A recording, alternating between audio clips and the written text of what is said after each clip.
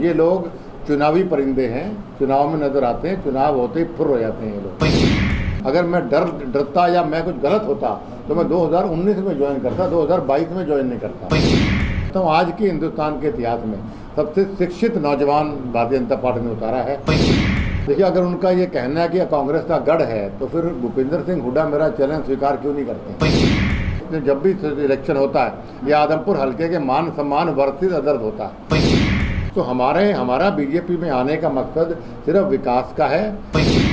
कौन सा ऐसा देश है जिसके अंदर समस्याएं 100% खत्म हो गई हैं। लेकिन मैंने कभी माफ़ी मांगी नहीं। मैं चौधरी भजन लाल का बेटा हूँ।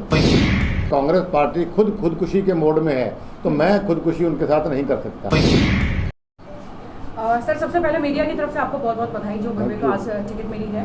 और सबसे पहला सवाल ये पूछना चाहूँगी कि जैसे ही आपने विधायकी छोड़ी है, एकदम से अचानक से केंद्र की राजनीति करने का मन आपका कैसे बन गया? नहीं, देखिए, केंद्र की राजनीति पहले भी मैं करता रहा हूँ, लेकिन मुझे ये लगा कि भाई मोदी जी की जो नीतियाँ हैं, जो उनकी थॉट प्रोसेस है, जिस मजबूती से देश को आगे ले जा रहे हैं, तो मेरे काफ़ी विजन्स हैं तो मैं उसमें कंट्रीब्यूट करना चाहता हूँ। तो इसलिए मेरे जहन में आया क्यों ना कि बेटा अगर टेडरी करता है तो मैं सेंटर करके मोदी जी के हाथ और देश के हाथ मजबूत करूँ। जी, आपके जो विरोधी पार्टियों के लोग हैं उन्होंने आपको एक संज्ञा दी है NRA, non residential of Adampur, उस पर क्या जवाब देना चाहेंगे? देखिए, मुझे नहीं पता ऐसे कौन लोग हैं। अगर आदमपुर हल्के के लोग ये बात कहते हैं मैं जवाब जरूर देता है। आदमपुर हल्के के हर दुख सुख में अगर कोई यहाँ प्यार मिलता है, चौधरी भजनलाल परिवार मिलता है। जो लोग ये सवाल कर रहे हैं, मैं उनसे सवाल करना चाहता हूँ कि आप पिछले 3 साल में आप 30 दिन भी कभी आदमपुर में आए हो, 10 दिन भी आदमपुर में आए, जबकि मैं हर हफ्ते यहाँ पर आता हूँ। ये लोग चुनावी परिंदे हैं, चुनाव में नजर आते हैं, चुनाव होते ही फुर हो जाते हैं ये लोग। ना पहले कभी आए ना बाद में कभी आ रहे हैं। सर, साथ के साथ ये बात भी बोली जा रही है कि कुलदीप बिश्नोई ने बीजेपी ज्वाइन की है क्योंकि उनको फोर्स किया गया है। बार बार CBI, ED और जो इनकम टैक्स है उनका डर दिखा। देखिए, ऐसा है कि अगर मैं इनकम टैक्स, ED और CBI मेरे खिलाफ कुछ नहीं कभी हुआ। इनकम टैक्स का सर्च 2019 में हुआ था और वो भी 2019 के विधानसभा के चुनाव से पहले हुआ था। अगर मैं डरता या मैं कुछ गलत होता तो मैं 2019 में ज्वाइन करता, 2022 में ज्वाइन नहीं करता।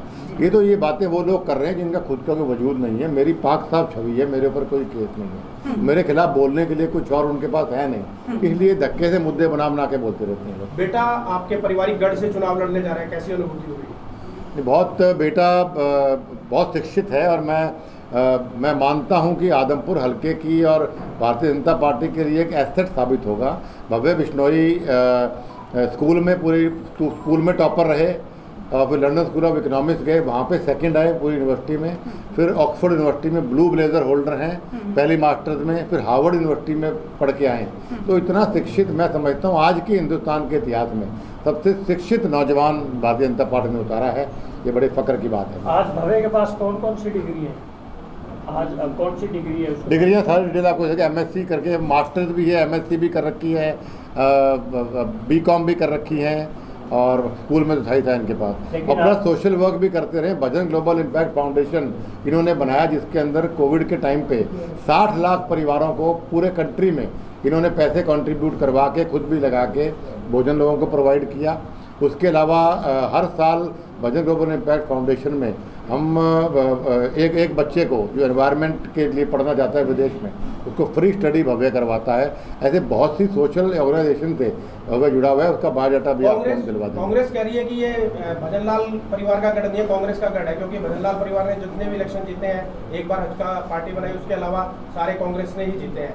तो हमारा हक है यहाँ पे और वोटर पूछेंगे कुलदीप से कि आप आते नहीं हो और मिलते नहीं हो, फोन नहीं उठाते। देखिए, अगर उनका ये कहना है कि कांग्रेस का गढ़ है तो फिर भूपेंद्र सिंह हुड्डा मेरा चैलेंज स्वीकार क्यों नहीं करते? अगर वो इतने कॉन्फिडेंट है कि कांग्रेस का गढ़ है तो आए ना मैदान में, क्यों पीछे हट रहे हैं? आज क्यों कारण है कि वो कैंडिडेट तक की घोषणा नहीं कर पा रहे, क्योंकि कैंडिडेट सब भाग रहे हैं चुनाव लड़ने से, तो सबको हार निश्चित दिख रही है, इसलिए सब कैंडिडेट भाग रहे हैं। तो ये जो आदमपुर हल्का है ये चौधरी भजनलाल परिवार को अपना परिवार मानता है और इसमें जब भी इलेक्शन होता है ये आदमपुर हल्के के मान सम्मान वर्सेस अदर्स होता है, वो इस बार होगा। कब नॉमिनेशन फाइल किया जा रहा है?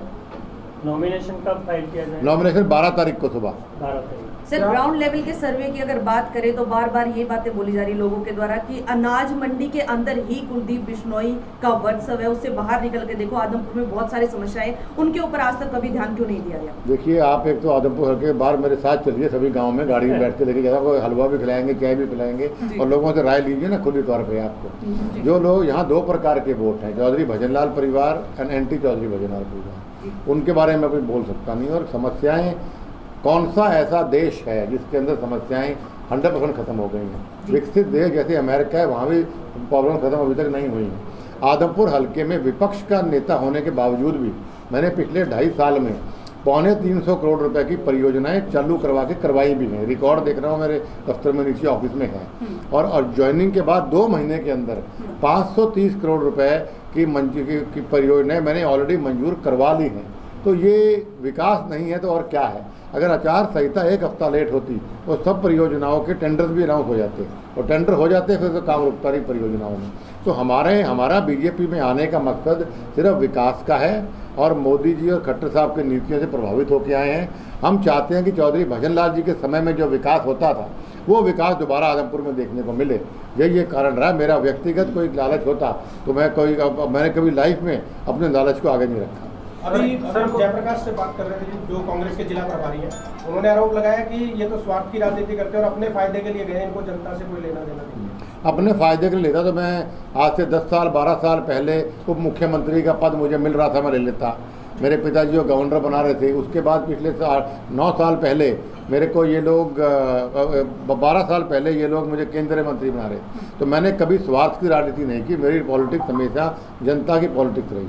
सर एक और तीखी टिप्पणी जो है आप पर उन्होंने की थी कि कुलदीप बिश्नोई भगोड़े हैं और उन्होंने माफी मांग करके जो है कांग्रेस को ज्वाइन किया था। तो उनकी इस टिप्पणी पर आप क्या जवाब देंगे? देखिए, मैंने कभी माफी मांगी नहीं। मैं चौधरी भजनलाल का बेटा हूँ।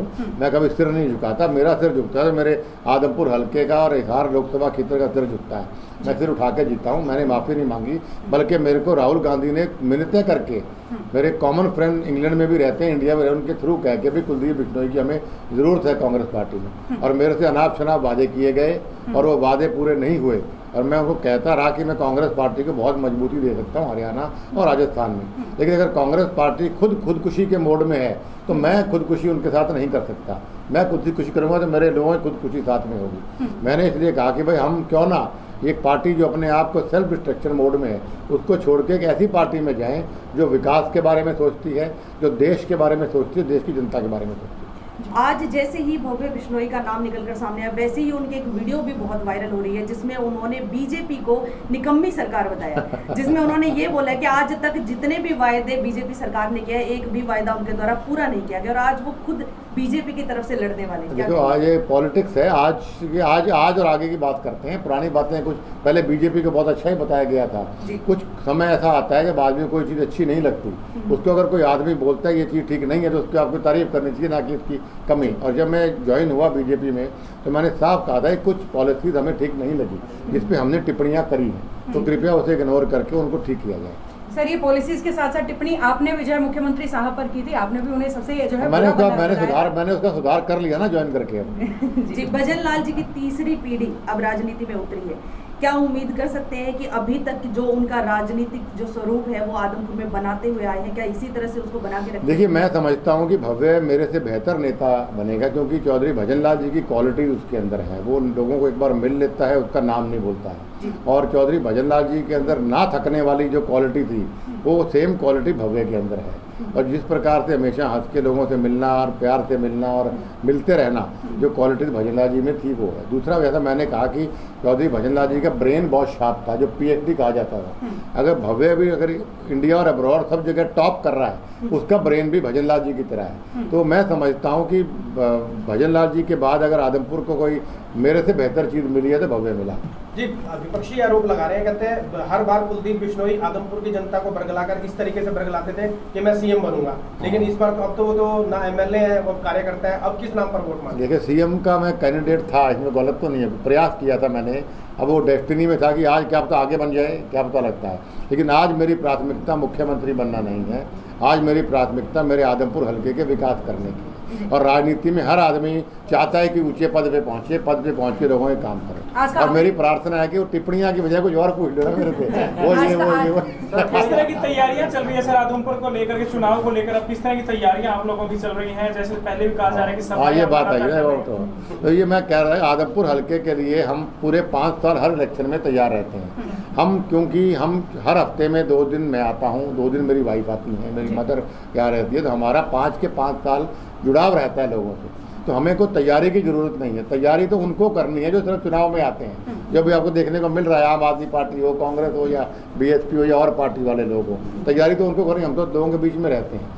आज अगर अभी चुनाव चल रहा है और मैं आप देख रहे हो तो दोपहर से मैं घर पे बैठा लोगों से मिल रहा हूँ। अगर हमें कोई शिकन होती, कुछ होती, मैं गाँव में धक्के खा रहा होता अभी। तो हमारी तैयारी पूरे साल रहती है। और वैसे भी चुनाव चौधरी भजन लाल जी का, कुलदीप का या भव्य का या बीजेपी का नहीं है, ये चुनाव आदमपुर हल्के के मान और सम्मान का चुनाव, और आदमपुर हल्का इसमें जीतेगा। Thank you. Shyam ji potato chips, वो भी कई सारे डिलीशियस फ्लेवर्स के साथ। बस खाते जाओ और खाते ही जाओ। श्याम जी के डिलीशियस एंड टेस्ट। अपना सामान MRP पर नहीं, डिस्काउंट पर लो। और हिसार में डिस्काउंट कहाँ मिल रहा है ये जानो सेलट्रेंडिंग.com पर। विजिट सेलट्रेंडिंग.com। पहले कंपेयर करो फिर शॉप।